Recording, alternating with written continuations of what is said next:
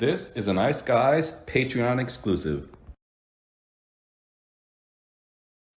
Welcome to another NHL team season preview video. 32 teams in 32 days here on the Ice Guys. Ian Cameron, Alex B. Smith, and Jason Demers back once again to talk Utah Hockey Club for the upcoming season. The Utah No Names, I guess you could say, with the way they're starting this inaugural season, deciding to wait until year 2 to get the team name official. I don't know why, but nevertheless, for 1 year, the Utah Hockey Club. I think it will be the Yeti. And you seem to agree that it's going to be the Yeti, I think. Yeah, I think Keller let it slip. It's going to be the Yeti. So, listen, I like it. I think that you can have some cool – you're going to have a cool mascot, probably mascot of the league after Gritty. And then you rip and rock. I think it's going to be pretty good. I mean, you can't miss the Yeti.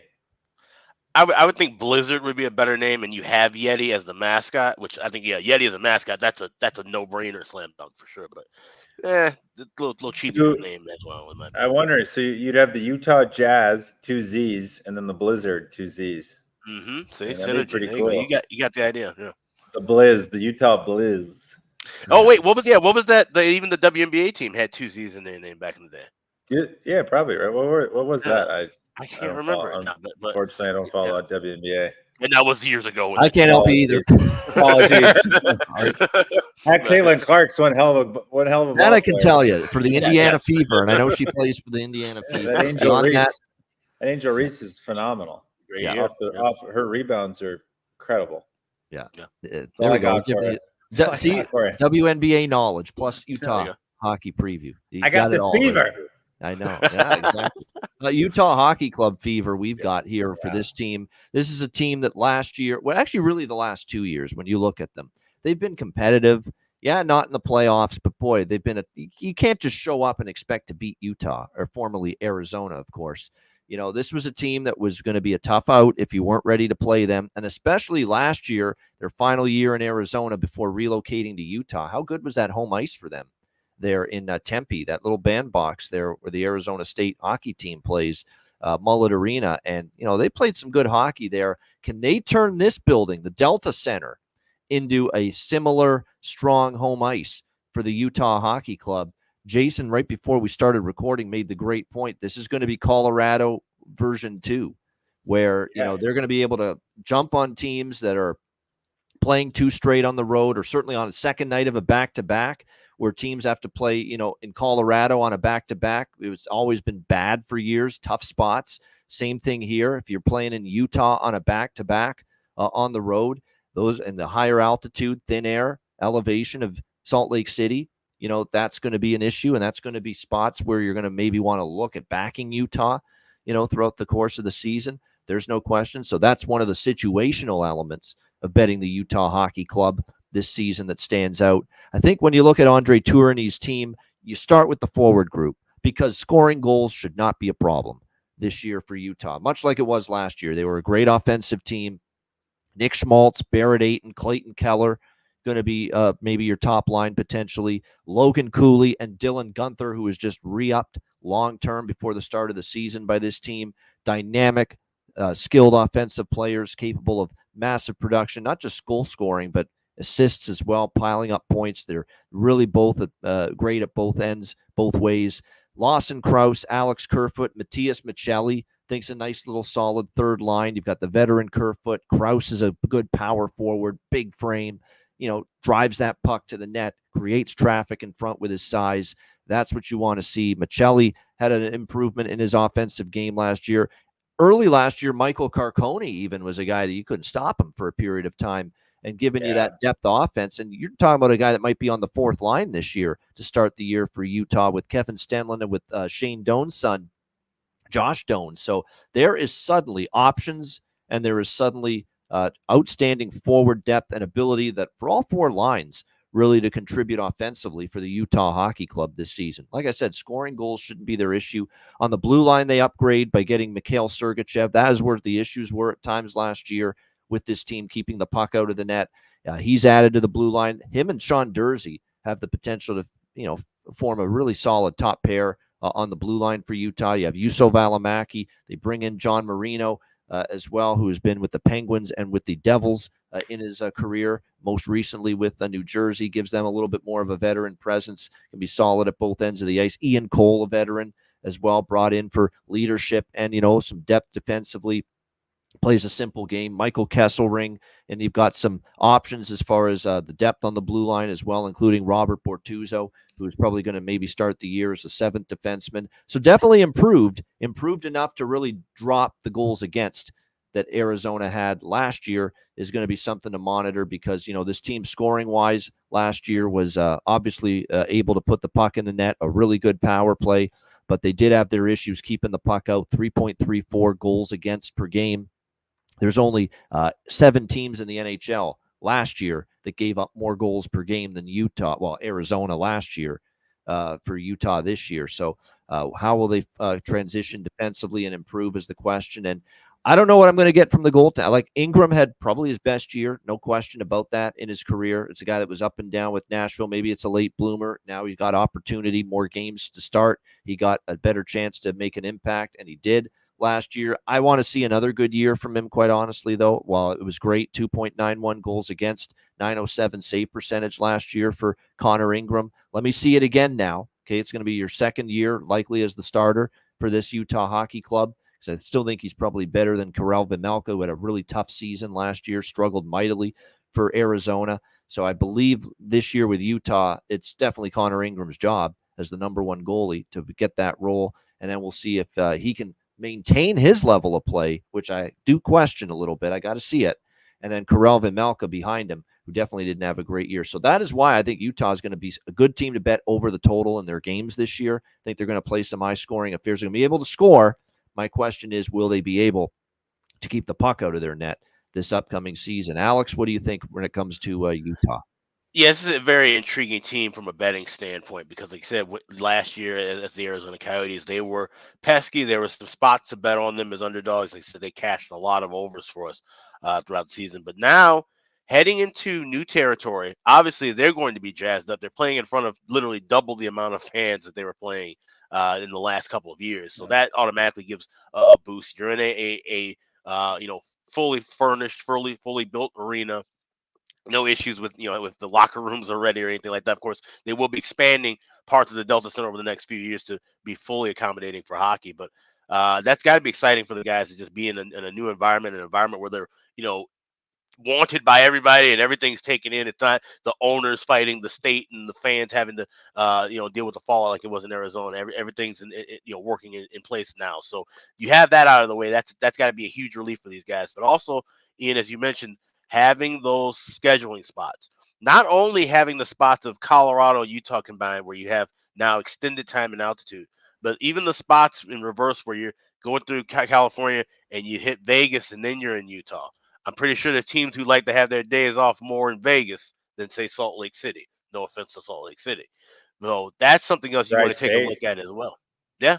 Yeah. So you look at those different things. Yeah, exactly. And so those things will be key, especially looking at how the things are split up. A lot of those the teams that are coming in early in the year, Anaheim, San Jose, Calgary, the local teams. The East Coast teams and the Central teams are coming in the middle of the winter, which is the perfect time. You got the Snowbirds from Chicago and Minnesota and New York. They're going to come out. So there's going to be packed houses every night with Utah and vice versa. Well, of course, when they're on the road as well. But I think that's going to really kind of just add to this team just playing with a bit more jazz and enthusiasm. We saw it last year. Whenever the old Mall Arena was sold out, with a little bit more jazz. Love that. yeah, you got that. Yeah. Well And done, so, sir. yeah. And so, well, when you saw Arizona playing in front of full houses, they had more energy. And then, and that's just, I think that's natural. Jason, you can say that as a player too. It's a lot, easier to get jazzed up in a full barn than a half full barn. Yeah, I think every time I played at Gila and it was full, we won. I don't think we ever lost the game when the rink was full. But no, I mean, where to start? You touched on everything. I think there's a lot to love about this team.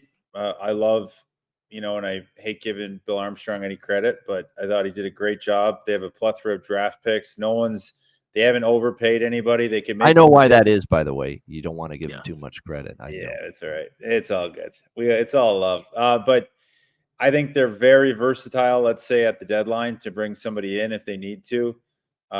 They need their guys. Now the needs they have are up front. Those young guys got to take a step forward. The Dylan Gunther's, he's probably going to play his first full season.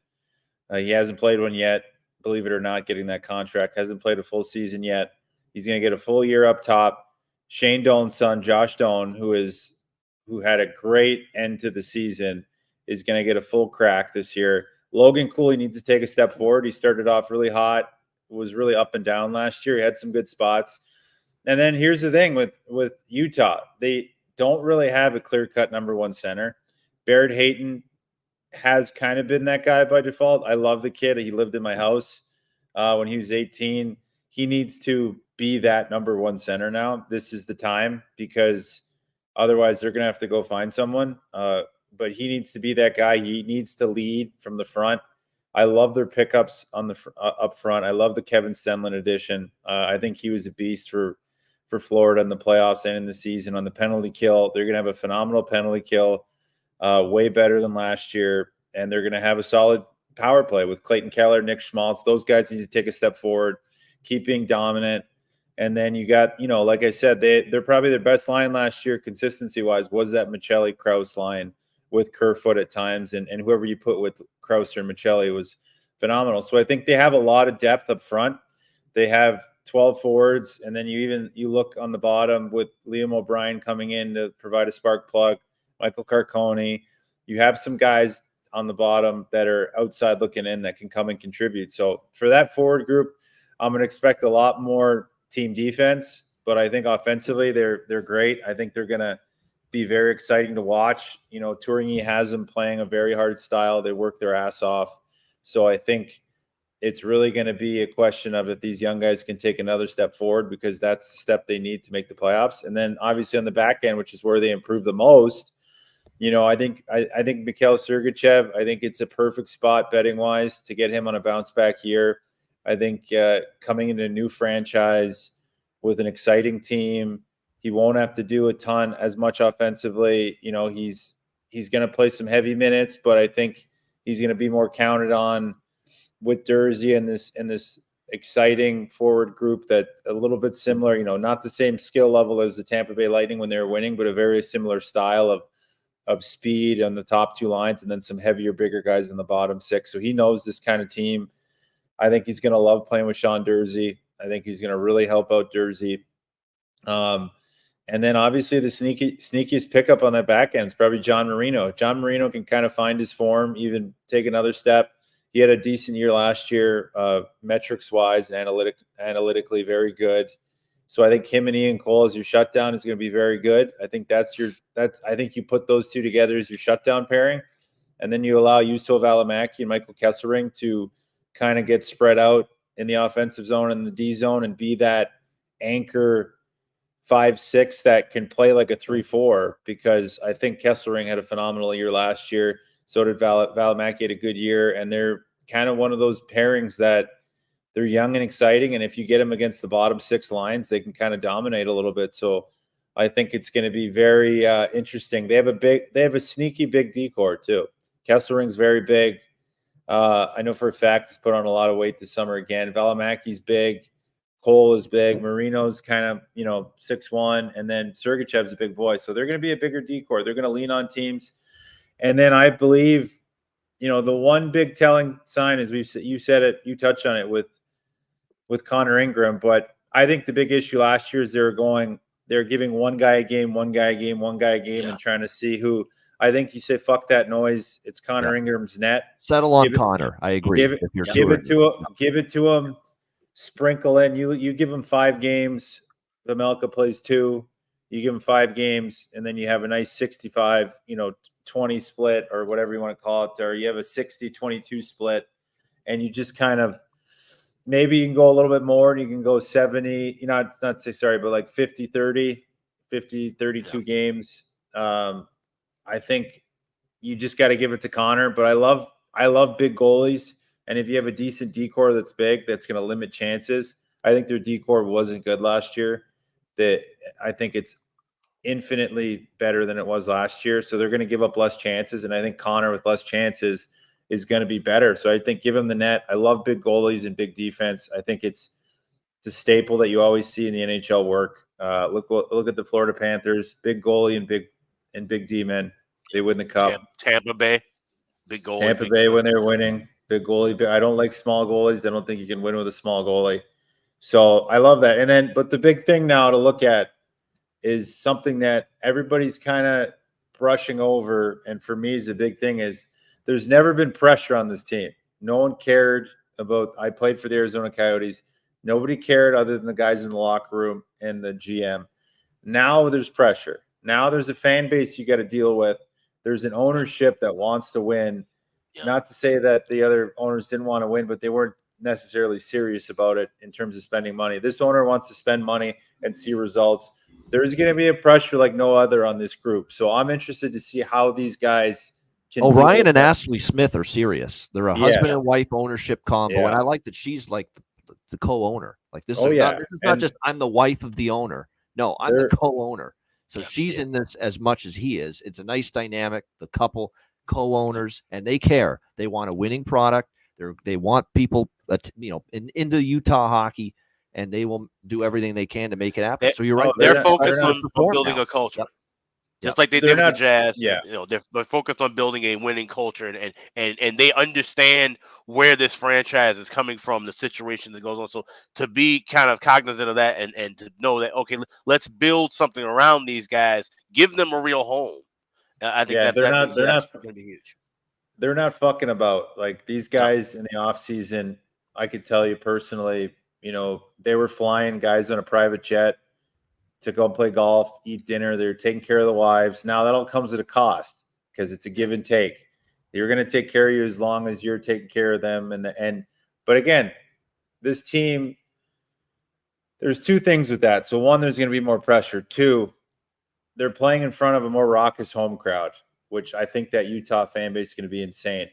The thing to think of that with, though, on the backside of this is that when people were coming to play at Mullet Arena, the other teams hated it. They didn't care about it. They were probably like, what the fuck is this? I'm playing in a college rink and I'm an NHL hockey player. Yeah. Everybody said they loved the ice and the rink was good, but they never really got up for it as much as they're going to get up for this now going into Utah. And it is very much a thing that if you're an NHL hockey player, it didn't matter if I was going into an away rink. I loved playing in an away rink that was. So you're saying the opponents now in Utah are going to be more jazzed up. No pun. They're going to be jazzed up. They're going to be playing in a fun environment. Now they're going to have to play at elevation, which I think is going to benefit. So I like very early. I like Utah on a lot of home spots on the betting side. I would be pounding them at home to win a lot of I think they're going to go on an early run at home. I think it's going to be something, they're going to throw teams off. Guys are landing in the city for the first time. No one has any back end of like, where do we go for dinner? Where do we stay in a hotel? Guys are going to be a little bit thrown off because typically teams have been around for a long time. You go to Colorado, let's say, where you're going for dinner because there's been guys that have done it. You know where you're staying. The Uber, the car, how to get to the rink. You know where to go when you get to the rink. You know where the soccer game is, the train. So you know where everything is. And we're creatures of habit. So I think early you're going to see guys thrown off their game a little bit. And I think early spots especially you said they're getting a lot of, like, they're getting Anaheim early in the season. I haven't looked at their schedule. But if they're getting like an Anaheim, who's their first 5 games at home? So now their first game at home opening night is against the Chicago Blackhawks. And then they go out. They're going to kick the shit out of Chicago. And then they're going to go out. You're just trying to start a fight now. No, I think they kicked the shit out of Chicago game 1. I think it's going to be an ugly night for them because I think this team is going to be absolutely coming downhill. I mean, they played in Iowa last night and they kicked the shit out of whoever they played, and then they're playing their only. I think, St. Louis. That fan base. I talked to guys when they went to that whatever it was little ceremony. They said they hadn't heard a noise like that ever. And you got to think Clayton Keller has never played in front of a fucking fan base ever. Right. Yeah. And anytime he plays in a place where he's happy with a lot of fans that love him, aka St. Louis, go look at Clayton Keller's spread in St. Louis. And that's where he's from. Look at him. This is going to be like home for him with the fan base. You're saying he had a big offensive night every time he played in St. Louis? Look at his spread in St. Louis. If there's a bet to make, is Clayton Keller and Nick Schmaltz to have a point in St. Louis every time. Okay. Right. Every time. Take that spot, write it down, clip it, because for some reason he plays well. And I'm just saying it's going to be like, I think he's going to absolutely love it. I texted him the other day and I said, how's it feel to be in a real franchise? And he was like, he's like, it's fucking unbelievable right now. Like, wow, the fans and the welcoming in the city. And he's a gamer and he's going to want to play for these guys. Nick Schmaltz too. Nick Bukestad, we didn't even talk about, just a phenomenal, veteran guy there that could play anywhere. I think they got a lot, but the pressure is going to be there. And I'm interested to see, to kind of tie it all together with Tourigny, I'm interested to see now how Tourigny handles this, because losses are going to be more impactful than they have been before, where it's like, oh, we're on a rebuild. No, this is like, make no qualms about it. This is a year where if they don't make the playoffs, there's going to be some changes, I think, for sure. So I think it's very much a pressure year for them, as much as they're not mentioning it, the excitement. If they come out and lose the first 5, it's going to be tough, because you can't do that like you did in Arizona, where you can get away with it, and fans are still, you're getting the away teams coming to the games. Like the Utah fan base is, you watch any of the Jazz games, I tell people, watch that shit. Watch these fans. They are absolutely rabid for sports, and you got to win there. So otherwise they don't love it. So they got nothing to do but ski and watch fucking hockey, baby. That's it. Yeah. No, that's a great point. Like I said, the Jazz fans going back to the 90s in their heyday, I mean, just completely sold out crowds that were just absolutely nuts. The Utah Grizzlies of the old International Hockey League. John Stockton, I remember those Utah Jazz teams. I'm old enough. Grizz, another Z, double Z. Yeah, the old Grizzlies, when they were in the IHL, they won championships in the 90s and in 2000. Yeah. They packed that place out. They had some of the best attendance records in that league. So, like I said, the fans will show up for sure. And that's what's kind of mentioned with the schedule. After the Chicago, they go out east for 3. They have a road game in Anaheim. And then they get Boston, Ottawa, Colorado at home. And then road trip in LA and then San Jose, Calgary. So Boston, Ottawa. So, yeah, Boston, Colorado. They're going in a New York swing early. Yeah, I know that. They're going right after, because I might be working that first game in Utah, NHL. I might be doing a little YouTube show, like the Stanley Cup Live thing I did during the finals. Right. Oh, nice. I might be doing that in Utah. I was like, fuck yeah, let's go. I'd love to see that building. Maybe go play some golf up at the Promontory up in Park City, baby. He's living the life, JD here. Jason Life's good. The shoulders feel good. The no concussions. We feel good. I haven't thought this clearly in 20 years. Some time away from Mrs. Demers too. I'm sure she can, I'm kidding. Yeah. Yeah, Mrs. Demers, the wife. Yeah. She'll be happy to get me out. Too much. I have too much energy now that I'm not playing. Feelings mutual. Yeah. Yeah. I was gonna say, look, I just read an article talk about just changing topics, but I just saw this friggin' article appear on my Facebook feed where Maury Povich and Connie Chung have apparently been married for 40 years. The two of them. And what? Maury Povich and Connie Chung have been married for 40 years. The old CBS News anchor, and of course, Maury Povich. You're not the father, Povich. Is that like something that people don't know? I thought that was news a long time ago, because they were news anchors back in the day. Before she got the CBS gig, she was doing regional, and Maury Povich, his dad, the longtime sports writer from Washington. I don't know how we got into this, but I brought it up because you said the secret to a great marriage is, while we love each other, we always spend time with each other. We also have our time away. Yeah, she does her own things with her friends. I do Maury does his own thing. Yeah, with you need to be complete individually to be complete together. Exactly. So that's what you've got. You and your own wife. You've got this great simpatico relationship. You can be individual and a couple. We're talking relationships. I mean, here we go. We're fucking off the rails. 24-minute mark. I know. Talking Maury Povich. Maury Povich is a gangster, though. I give you that. Absolutely. Oh yeah. Talk show legend. Yeah, you are not the father. How many episodes were that? Yeah. How many lives is he? Yeah. How many lives has he changed for the better and the worse in the same breath? Thousands for sure. He's crushing one dream and making one at the same time. Like, can you imagine that? Like, yeah, it's like he's killing. He's like a talk show Oppenheimer, basically. Yeah, yeah. You don't know. It's just the duality of Maury Povich. There's so many underlying thoughts in that. Anyway. Yeah. Back to Speaking the of Utah. duality, though, we're talking about the goaltending with Utah. Well We're talking about done. Connor Ingram. Isn't that nice segue? Well Duality. Well to done. I goaltending. love a segue.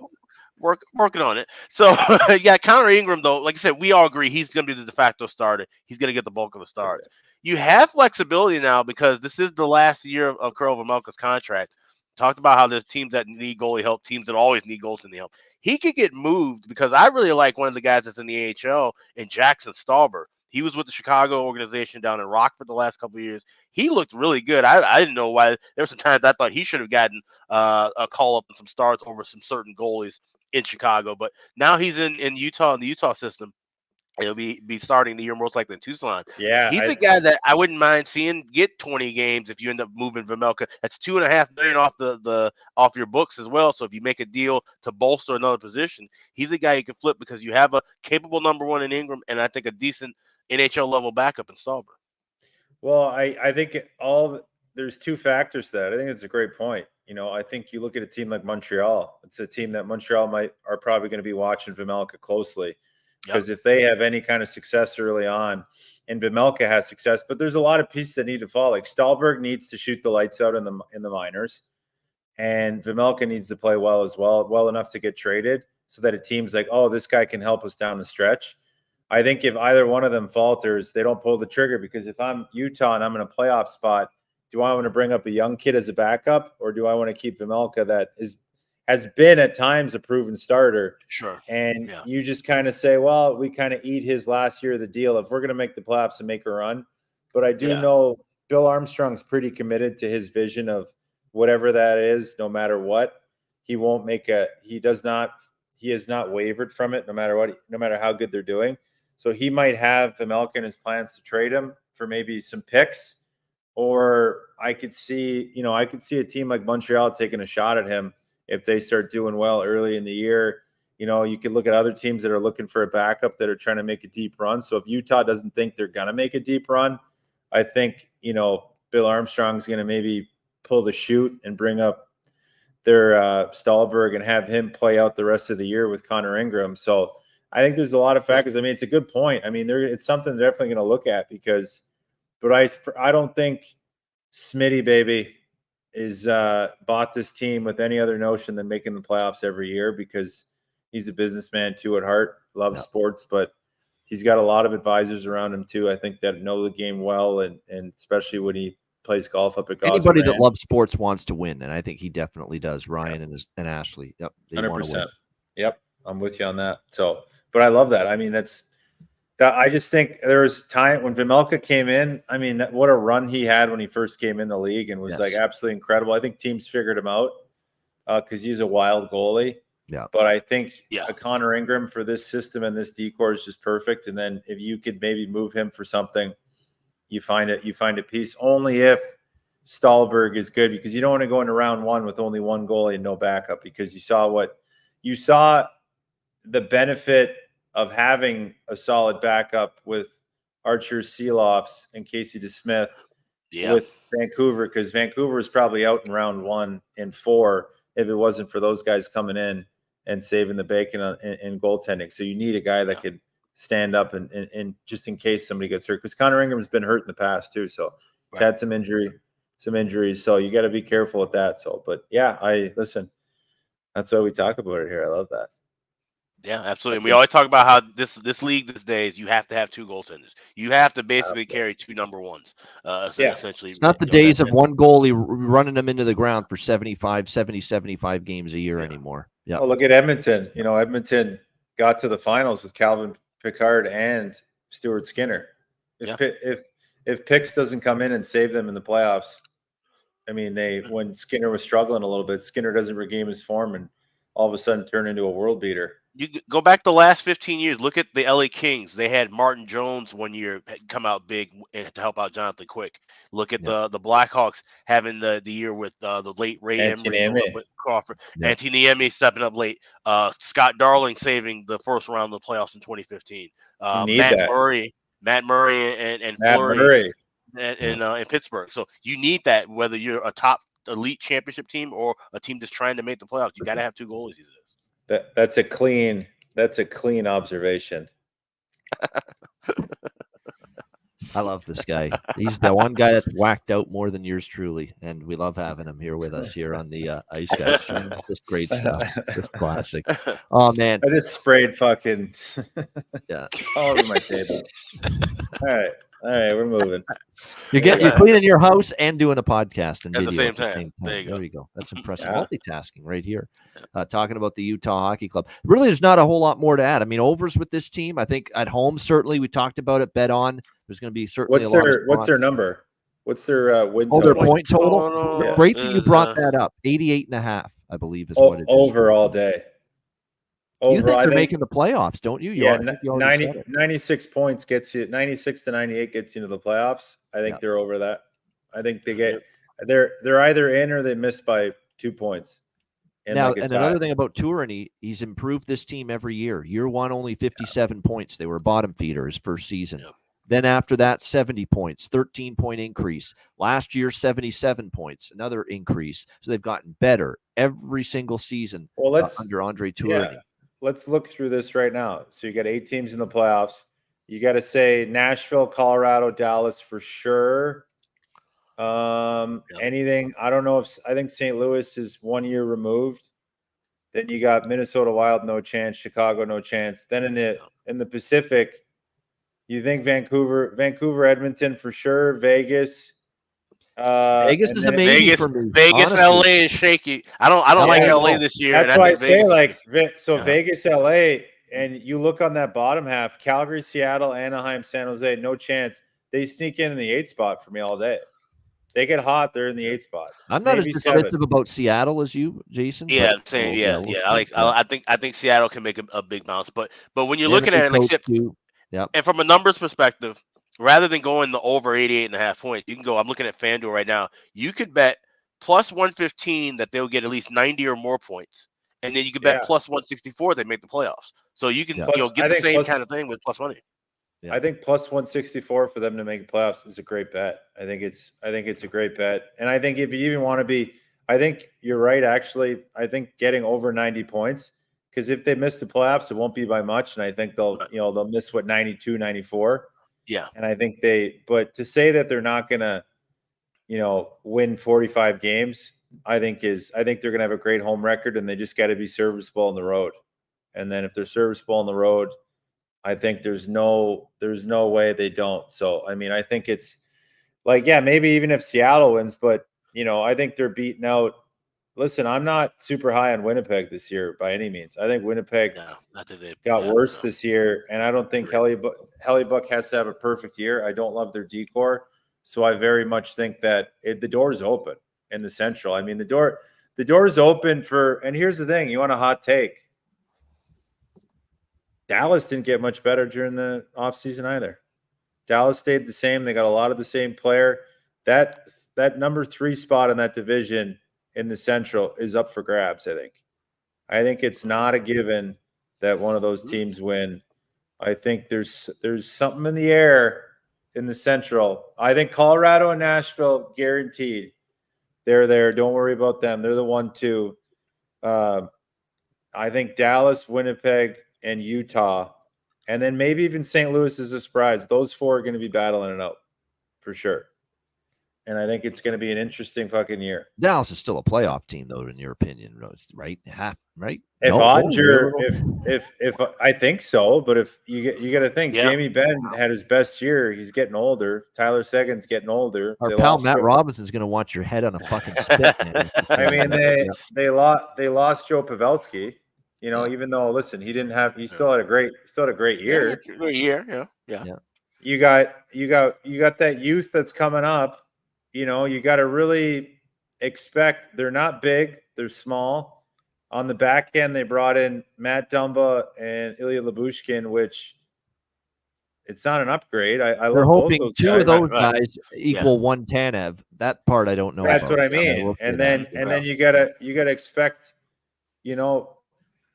and listen, you got Niels Lundqvist as your 6 that wasn't even playing more than 1 minute of ice because this coach hates him. You're going to have to trust somebody on that bottom 6, on that bottom 2 pairing. And then up front, you're not big. They're small. There's no one. They have Mason Marchman and Jamie Benn. that's really it in terms of guys that play gritty. It's going to be a tough division to come out of Central, and I just don't know unless Jake Ottinger refines his form. But he's been up and down, helter skelter, and been couple injuries recently. So I wouldn't be surprised if there's like you're looking after Christmas and they got to go on a run. If Ottinger's second half last year, creeps into what this first half of this year is, then that it's not, and nothing's set in stone with him. You do not want to be behind the 8 ball in the Central Division. I agree. I have bigger questions with Colorado. That's the one division you need to because you got to play in some tough cities, especially in the middle of winter. Colorado doesn't have the depth up front that Dallas does. There's no question in my mind. Yeah. Colorado has a couple injuries. They're in the bottom screwed. 6, big time. Colorado's horses are they're insane. I think they have so much of McKinnon and Rantanen and then Makar on the back end. It's just but again, like that's all that leads to Utah having a window to get in. If pieces fall in place, they stay healthy. There is a path. I can. There's a path to the playoffs for them. I think if I'm looking at this is probably the most competitive the Central will be, and where someone won't run away with it. I think, and there's some goaltenders in that division that have propped up a couple of those teams that I don't know if they can keep having seasons. Like you look at Winnipeg, like that D-core did not get better this year. They lost a huge piece in Brendan Dillon, right? And they're relying on Logan Stanley to pick up the slack. Which, listen, any guy that's playing in the NHL deserves to be in the NHL, but Jesus Christ, they're gonna struggle more than people think. And if Connor can't hold the fort down, I mean, they're going to be in trouble. So I think it's going to be tight in the Central. I wouldn't be surprised. I wouldn't be surprised if any of those 5 teams I mentioned, even St. Louis, sneaks in, because St. Louis got Jordan Binnington.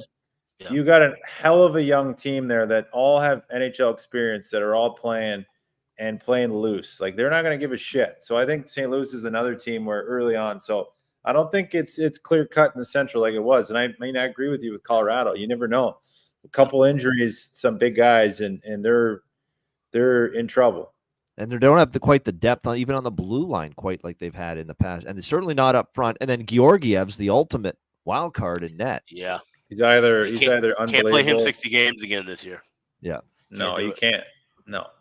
So I get it. You saying because of some vulnerabilities and potential flaws and cracks with some of the other powers in the division, like a Dallas and a Colorado, an improvement with Utah, fired up in the first year in this great market, and the fans will be going nuts, and players will feed off that there's a path for Utah to make their way into the playoffs via the Central Division. I get it. Who knows what Minnesota's going to do either?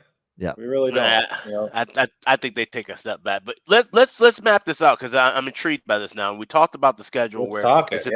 They open at home at Chicago. They have the 3-game trip on the road. 4 games on the road, 3 out east, and then Anaheim, and then they have that slate, like I said, Boston, Ottawa, Colorado at home. So now, do we wait? If they go, I mean, they could reasonably go let's say 3-2 in those games.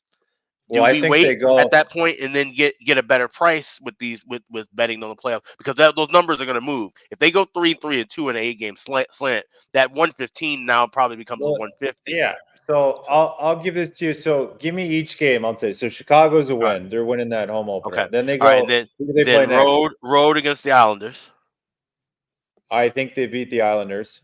Okay, then road. It's not back to back. This is a night off, and then road against Rangers. That's a tough one. Listen. There's a path, man. Like this team going into the East early in the season. This team is going to be a lot better than people think. I think New York's going to take a step back this year if Shesterkin's not shooting the lights out. I think the Devils will probably be the best team in that area.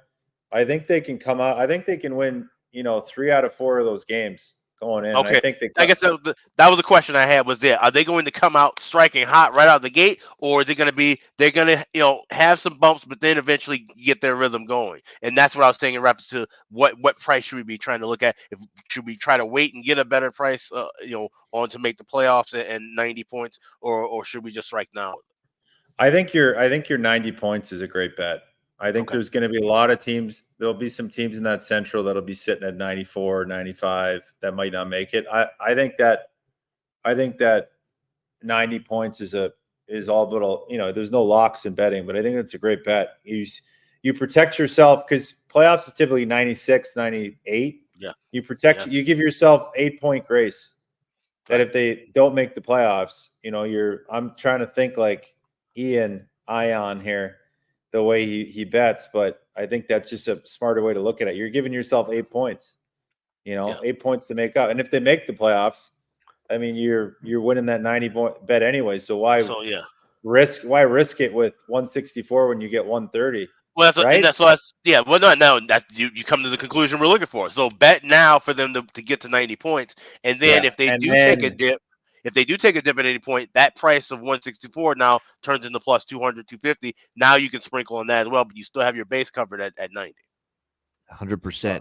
Yeah, so maybe a bet over points preseason before the season pre-flop before the season starts, and then wait and see playoffs in season. Yeah, and maybe there's a slump, and then you get a better playoff price later on if you want it. And if they come out hot right out the gate, you just pound that number, and now you pretty much guarantee you're playing with house money.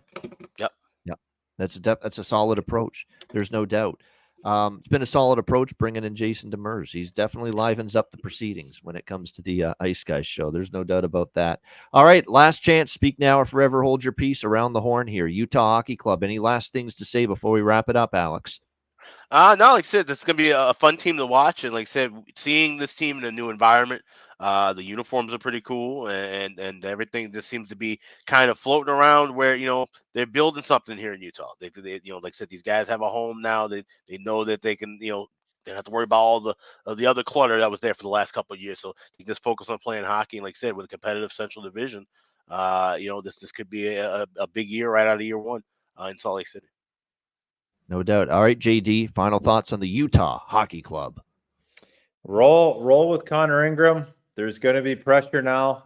You got to manage that pressure, and then I think they're going to ride the home crowd though, and it's going to be a fun year. I think fans are starting to love seeing new franchises come in.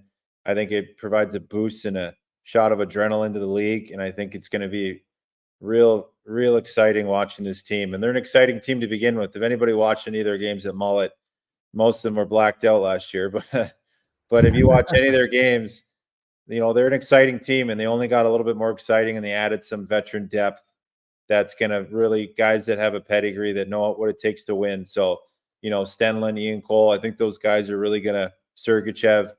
They're going to right the ship, and they're going to teach some culture in there that might have been missing and help these young guys. So I think they got a good mix of everything. They definitely they've definitely got the offense. They've sold me on how their ability to make it happen offensively. I think there will be no problem scoring goals. This will be a team that gets 3, 4, 5 goals a lot this year. I mean, maybe even more than that on some nights. Hell, even last year at Mullet Arena, there were nights that were putting 7 on the board. It was over bonanza there.